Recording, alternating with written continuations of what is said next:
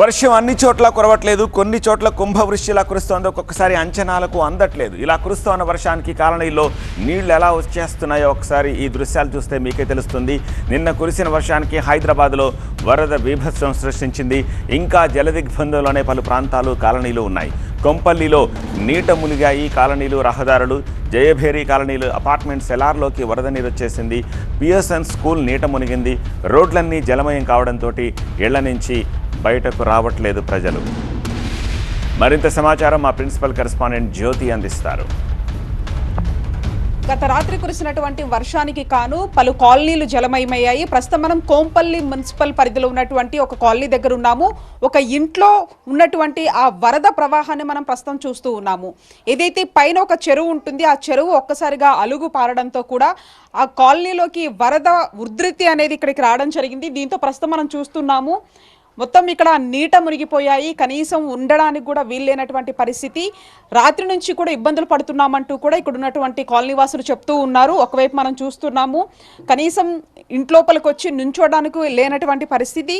దాదాపు మోకాళ్ళ కింద వరకు కూడా మనం వాటర్ని చూస్తూ ఉన్నాము. ఎక్కడికెక్కడ కూడా ఇక్కడ బట్టలు, అంతేకాకుండా మనం చూస్తున్నాం ఇక్కడ ఉన్నటువంటి ఒక మంచానికి సంబంధించి కూడా ఆ విధంగా ఇలా వదిలేసి వెళ్ళిపోయారు.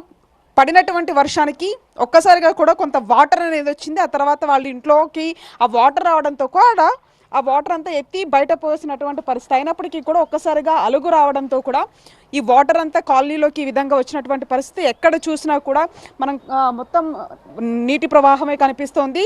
రాత్రి నుంచి కూడా అటు తిండి లేక, అంతేకాకుండా మరొక వైపు ఇక్కడ మరొక రూమ్ కూడా ఇక్కడ మనకు కనిపిస్తుంది. ఇక్కడ కూడా పూర్తిగా నీట మునిగినటువంటి పరిస్థితి. ఏ కొంచెం వర్షం వచ్చినా కూడా ఈ విధంగా నదులను తలపిస్తూ ఉన్నాయి ఈ రోడ్లన్నీ అనేది ప్రధానంగా చెప్తూ ఉన్నారు.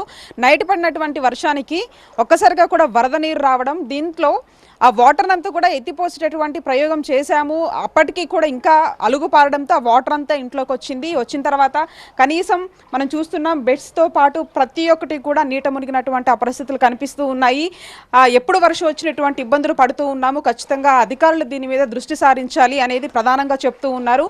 ఎక్కడికెక్కడ గొలుసు కట్లు ఏవైతే ఉంటాయో, అంటే ఒక చెరువు నుంచి ఇంకో చెరువుకి లింకప్స్గా ఉన్నటువంటివన్నీ కూడా ఒక్కసారిగా వరద ఎక్కువగా రావడము, వర్షం ఎక్కువ వచ్చిన ప్రతిసారల్లా ఆ అలుగు పారి ఈ విధంగా ఇంట్లోకి వస్తూ ఉన్నాయి. మనం చూస్తున్నాం ఎక్కడికెక్కడ కూడా ఒకవైపు కూలర్స్తో పాటు ఇక్కడ ఉన్నటువంటి డైనింగ్ టేబుల్స్ కావచ్చు, చైర్స్ కావచ్చు, బెడ్స్, ఎవ్రీథింగ్ ప్రతి ఒక్కటి కూడా ఇక్కడ నీట మునిగినటువంటి పరిస్థితి.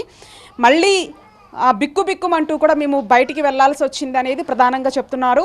ఈ నేపథ్యంలో ఖచ్చితంగా అధికారులు వీటి మీద దృష్టి పెట్టాలనేది ప్రధానంగా వాళ్ళు డిమాండ్ చేస్తున్నటువంటి పరిస్థితి. ఇటువంటి వర్షాకాలంలో వచ్చేటటువంటి ఇబ్బందులకు సంబంధించి ప్రతి ఏటా కూడా మేము ఈ విధంగానే ఇబ్బంది పడుతున్నామనేది చెప్తున్నారు. ఖచ్చితంగా అధికారులు దీని మీద దృష్టి పెట్టి ఈ విధంగా వర్షాలు వచ్చిన ప్రతిసారి కూడా ఈ ఇబ్బందులు మేము పడలేము అనేది ప్రధానంగా వాళ్ళు చెప్తున్నటువంటి పరిస్థితి. ఓవరాల్గా కేవలం అంటే కోంపల్లి మున్సిపల్ పరిధిలో ఉన్నటువంటి ఈ కాలనీలో కాదు, మరికొన్ని కాలనీలో కూడా ఇటువంటి పరిస్థితులు మనకు చాలా స్పష్టంగా కనిపిస్తూ ఉన్నాయి. వీడియో జర్నలిస్ట్ రంజిత్తో కలిసి జ్యోతి టీవీ 9 హైదరాబాద్.